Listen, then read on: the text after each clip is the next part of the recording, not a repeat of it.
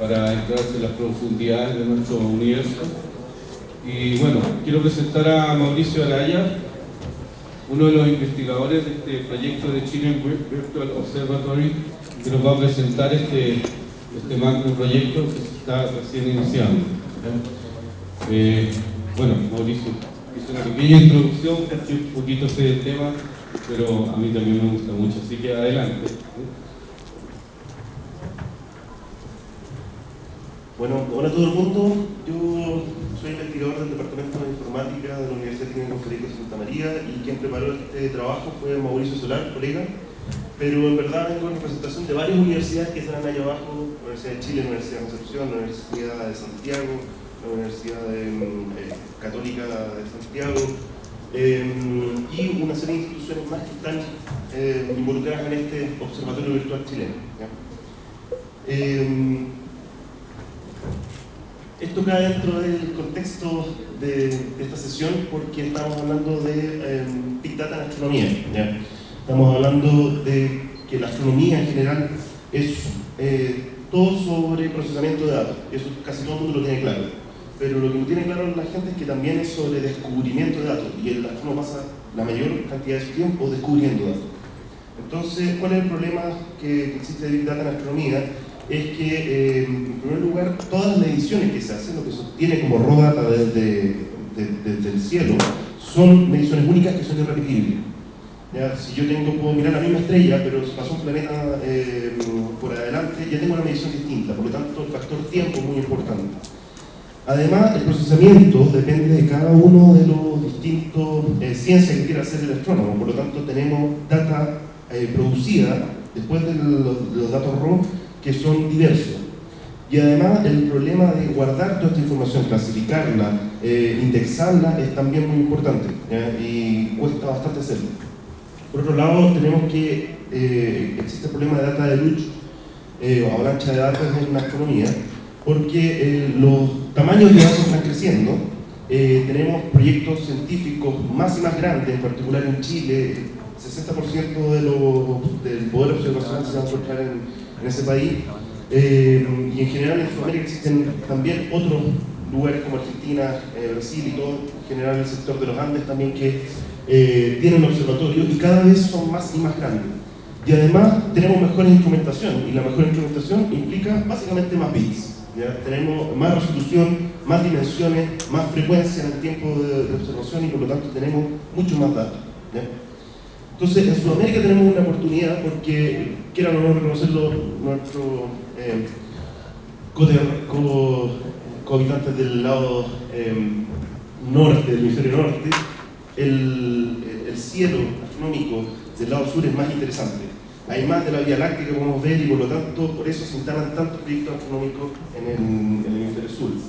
En particular, América del Sur tiene un muy buen cielo, que son muy limpios. Tenemos un lugar de alta altura que podemos observar. Pero ¿qué es lo que ocurre? Es que, igual como pasó en toda nuestra historia, todavía estamos exportando nuestros recursos naturales. En este caso estamos exportando los datos que estamos obteniendo acá. Vienen las potencias, digamos, se instalan acá y ponen su observatorio, y tenemos unos buenos arreglos con ellos, pero nuevamente estamos exportando data en bruto. Entonces, hay bastantes cosas que podemos hacer acá, porque no necesitamos una infraestructura demasiado grande para poder procesar estos datos y sacar más información de ellos y pasarlo con un valor agregado, digamos, a los científicos. Entonces, ¿cuál es el problema de Big Data más ejemplificado? Tenemos una galaxia como se veía en los años 70 con las primeras cámaras CCD. Vemos una imagen que podría ser de unos cuantos píxeles, no sé, 256 por 256 píxeles en lo mejor de los casos. ¿Ya? Pero eso con el tiempo, con las mejores cámaras, ya tenemos mejor resolución. Tenemos, no sé, 2048 por 2048 píxeles, y además en 3 colores, RGB. Si le agregamos eso, por ejemplo, en espectroscopía, eso quiere decir que en vez de tener los 3 colores, tenemos 2048 canales, además que tienen cada uno distinto color, en el espectro electromagnético. Entonces ya tenemos un cubo de datos que son del orden de varios gigas. Cosa de hacer la matemática ahí nomás, y podemos ver a un entero de 4 bytes lo que da eso. Y además tenemos, por ejemplo, igual que en los cines 3D, que los fotones pueden llegar en distintos ángulos, y por lo tanto tenemos por cada uno de esos cubos, muchos cubos que son de distinta polarización que sean. Además, estos cubos se presentan en el tiempo, por lo tanto yo puedo observar cada 10 días, por ejemplo, la misma estrella, la misma galaxia, y vamos a obtener distintos datos. Y eso recién es una observación que un astrónomo quería hacer. Entonces, de pasar de lo que están haciendo los observatorios modernos es que tenemos, por ejemplo, el observatorio ALMA, que es un arreglo radioastronómico que está en el desierto de Atacama, y que son varias antenas que van recolectando muchos de estos cubos de datos, ¿ya? Por cada una de las observaciones. Y efectivamente obtienen polarización, tienen espectroscopía, tienen todos estos datos que sirven, por lo tanto tienen muchos datos al mismo tiempo. Si comparamos cómo partimos, que eran unos poquitos kilos, a lo que tenemos actualmente, es que tenemos muchos gigabytes por cada observación.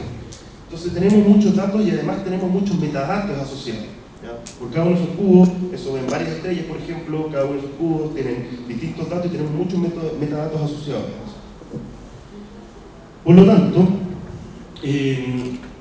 los desafíos que hay en astronomía para Big Data son varios. En primer lugar, necesitamos bases de datos ya de orden de petabytes, solamente para alojar los datos raw, los datos en bruto. Además de eso, necesitamos agregarle los datos procesados.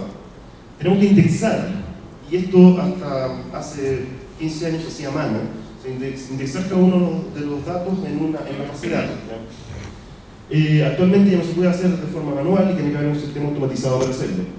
Además, procesar esas cantidades de datos para buscar, por ejemplo, regiones de interés, que se puede hacer de forma automática, necesita procesamiento de alto desempeño, ya tecnologías HPC para procesar esta base de datos. Además, en el tema de que los datos están creciendo, era común que los astrónomos ocuparan su laptop o su computador personal para procesar los datos. Actualmente eso ya no puede ser, porque existen tantos datos que las revistas científicas exigen que se comprueben con muchos datos, y en particular los datos son cada vez más grandes, por lo tanto los computadores simplemente ya no dan. Entonces todo esto tiene que ser, empezar a moverse hacia tecnologías cloud generalmente, para que se hagan en centros de cómputo y se puedan obtener solamente los resultados finales, ¿ya? Y estos resultados finales se pueden transmitir también de forma más, de mejor forma, porque ocurre que si bien la cantidad y la instrumentación aumenta en generación de datos, los anchos de banda de transmisión de datos vía internet, digamos, por ejemplo, desde acá, del hemisferio sur a Japón, donde se hace el procesamiento de datos, no escalan de la misma forma que están escalando la generación de datos. Entonces eso es un problema. ¿Okay? Entonces, la solución a eso que ha salido dentro de la comunidad de astrónomos que se dedican a la informática es el observatorio virtual. Eso partió más o menos en el año 2000, donde varios observatorios virtuales incipientes que estaban partiendo en ese tiempo decidieron juntarse y enfocarse en el concepto no todavía de tecnología cloud ni de procesamiento en nube o procesamiento distribuido, sino más que nada el concepto de Open Data, que está muy arraigado en la comunidad astronómica.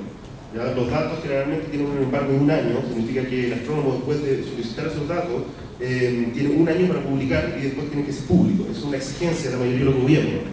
Y además poder compartir los datos para generar mejor ciencia con datos que otros astrónomos hicieron antes.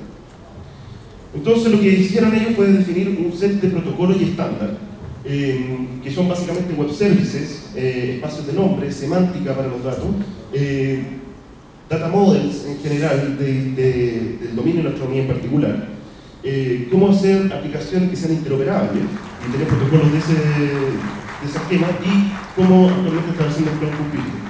Entonces la idea en Chile fue, bueno, ¿por qué no podemos hacer nosotros un observatorio virtual si tenemos tantos telescopios en Chile? Nos fuimos los primeros de Sudamérica, hasta Bravo, en particular de Brasil, y NOVA de Argentina, ¿ya? Pero en particular quisimos hacer algo al respecto, digamos, en Chile. ¿Cuál es la arquitectura del observatorio virtual? Básicamente funciona con un Service Oriented arquitecto, digamos SOA. Todos los servicios retornan una estructura en XML clásica, que es un view table, que se llama. Da lo mismo para hacer servicio o volver un view table. Este view table tiene una semántica asociada a la astronomía, que tiene el protocolo, las semánticas de UCD, que es Unified Common Descriptors. ¿Ya? Entonces cada uno de los resultados tiene su propia semántica incluida dentro del XML que se retorna. ¿Soporte?